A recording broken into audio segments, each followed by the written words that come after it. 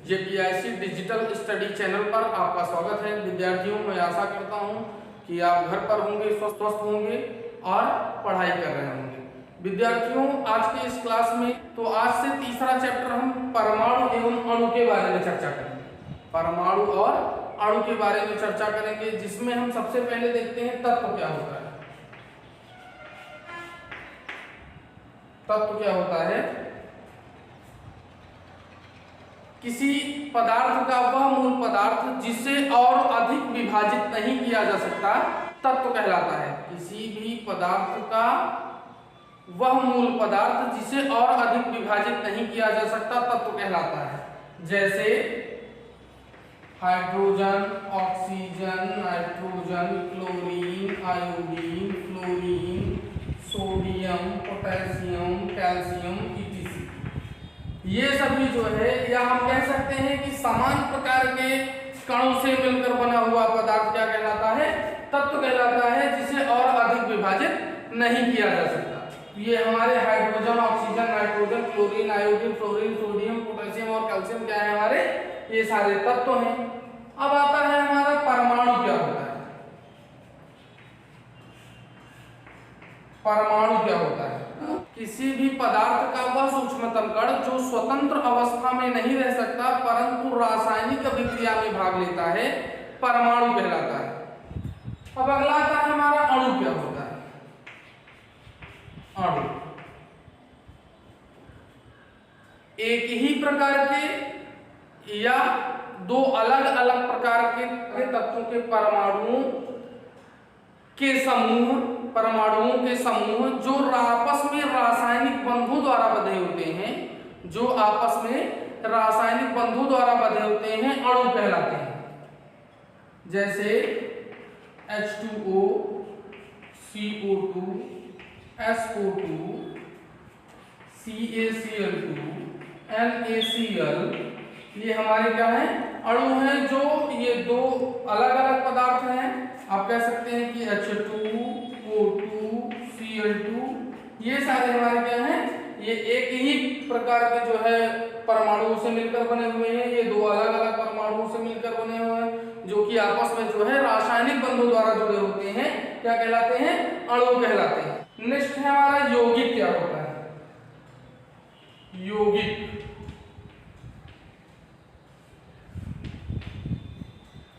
दो या दो से अधिक तत्वों के निश्चित अनुपात में मिलने पर जो पदार्थ बनता है, उसे हम यौगिक कहते हैं।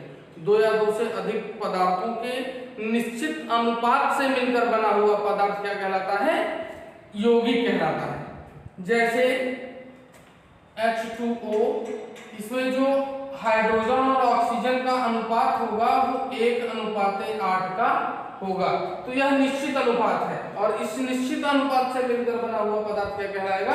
यौगिक कहलाएगा। जैसे CO2 में 3:8, 3:8 के अनुपात में यह कार्बन और ऑक्सीजन मिला है, और इसलिए यह क्या कहलाता है?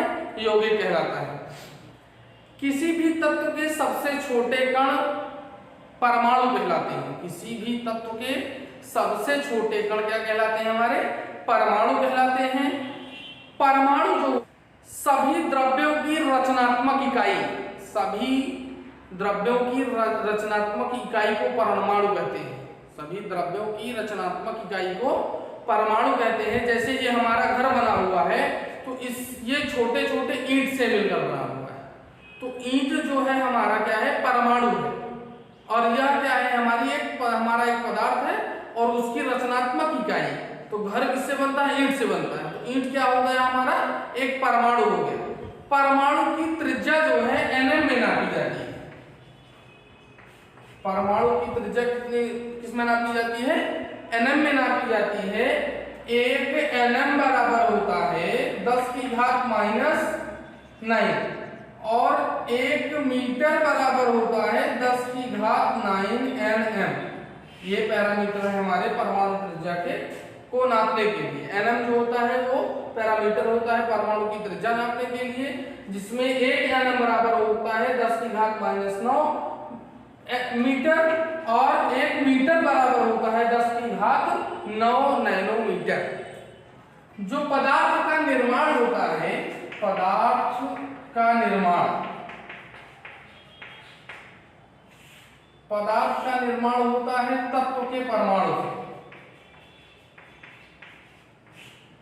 फिर इससे क्या बनता है, अणु या परमाणु बनते हैं।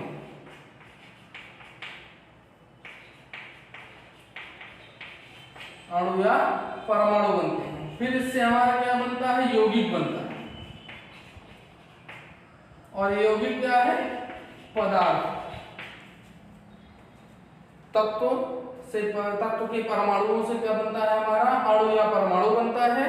और अणु परमाणु से क्या बनता है हमारा, यौगिक बनता है। और यौगिक से हमारे पदार्थ का निर्माण होता है, जिसे हम मैटर।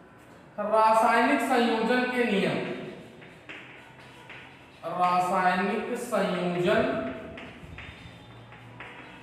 के नियम, रासायनिक संयोजन के नियम। रासायनिक संयोजन के नियम को जो है लेवोसिये और जोसेफ प्राउस्ट ने प्रतिपादित किया था। रासायनिक संयोजन के नियम को लेवोसिये तथा जोसेफ प्राउस्ट ने जो है प्रतिपादित किया था। रासायनिक संयोजन के नियम में सबसे पहला हम देखेंगे द्रव्यमान संरक्षण का नियम। द्रव्यमान संरक्षण का नियम, द्रव्यमान संरक्षण का नियम। इस नियम में द्रव्यमान का ना तो सृजन किया जा सकता है और ना ही विनाश, अर्थात किसी भी रासायनिक अभिक्रिया में भाग लेने वाले, किसी भी रासायनिक अभिक्रिया में भाग लेने वाले अभिकारी पदार्थों का कुल द्रव्यमान बनने वाले उत्पाद के द्रव्यमान के बराबर होता है, जिसे हम क्या कहते हैं, द्रव्यमान संरक्षण का नियम कहते हैं। जैसे हम देखते हैं कार्बन प्लस ऑक्सीजन हमारा क्या बनता है, CO2 बनता है।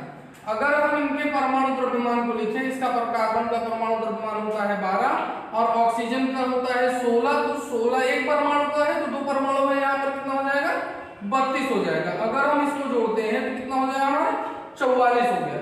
इसी प्रकार से यहाँ कार्बन 12 प्लस 16 गुना 32 और 44 ग्राम हमारा इधर क्या बन रहा है, कार्बन डाइऑक्साइड बन रहा है। 12 ग्राम कार्बन और 32 ग्राम ऑक्सीजन को हम लेते हैं तो हमारा 44 ग्राम क्या बनता है, कार्बन डाइऑक्साइड बनता है।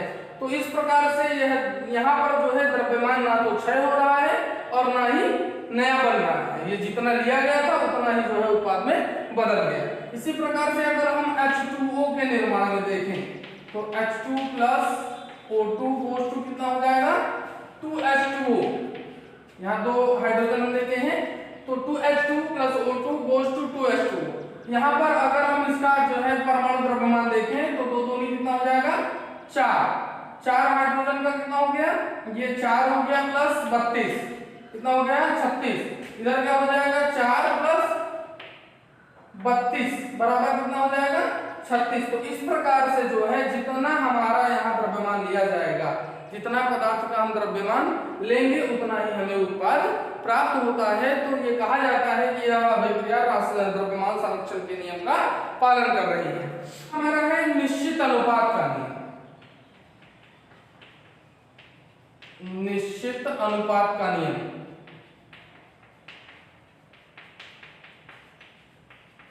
निश्चित अनुपात का नियम। इस नियम के अनुसार किसी यौगिक के तत्व सदैव एक निश्चित द्रव्यमान के अनुपात में उपस्थित होते हैं। किसी यौगिक के तत्व सदैव निश्चित द्रव्यमान के अनुपात में उपस्थित होते हैं, यानी कि किसी भी तत्व को हम चाहे जिस भी विधियों द्वारा प्राप्त करें या 2-3 अलग-अलग विधियों द्वारा प्राप्त करें, उनके तत्वों के बीच में जो अनुपात होगा वही सभी प्रकार से प्राप्त यौगिकों के बीच में होगा। जैसे हम मान लीजिए कार्बन डाइऑक्साइड को हम चाहे कोयले से जलाकर प्राप्त करते हैं तो इसमें जो कार्बन और ऑक्सीजन का अनुपात होगा 3:8 का होगा। तो अगर इस कार्बन डाइऑक्साइड को हम श्वसन द्वारा भी प्राप्त करें तो इसमें जो कार्बन और ऑक्सीजन का अनुपात होगा वो 3 अनुपाते 8 का ही होगा, श्वसन और कोयले के द्वारा। तो यहाँ पर हम चाहे जिस भी विधियों द्वारा जो है कार्बन डाइऑक्साइड को प्राप्त करेंगे, यहाँ पर जो इनके तत्वों का अनुपात होगा वो 3:8 का ही होगा। अब देखिए अगर जल है, पानी है, यहाँ पर इसका अनुपात जो है 1:8 में। पृथ्वी पे प्राप्त जो जल होता है इसमें हाइड्रोजन और ऑक्सीजन का अनुपात होता है 1:8। तो यदि हम अगर चंद्रमा पे चले जाएं, यदि हम चंद्रमा पे चले जाएं और वहां के पानी को देखेंगे तो उसमें भी जो अनुपात होगा हाइड्रोजन और ऑक्सीजन का वो क्या होगा, 1:8 का ही होगा। इसी को हम क्या कहते हैं, निश्चित अनुपात का नियम कहते हैं। विद्यार्थियों आज के क्लास में बस इतना ही। आपको इस क्लास को आप ध्यान से देखिए, बाकी आपको नोट्स प्रोवाइड करवाए जा रहे हैं, आप नोट्स बनाइए, जो भी आपको इंपॉर्टेंट बिंदु लगे आप उसका नोट्स बना सकते हैं। धन्यवाद।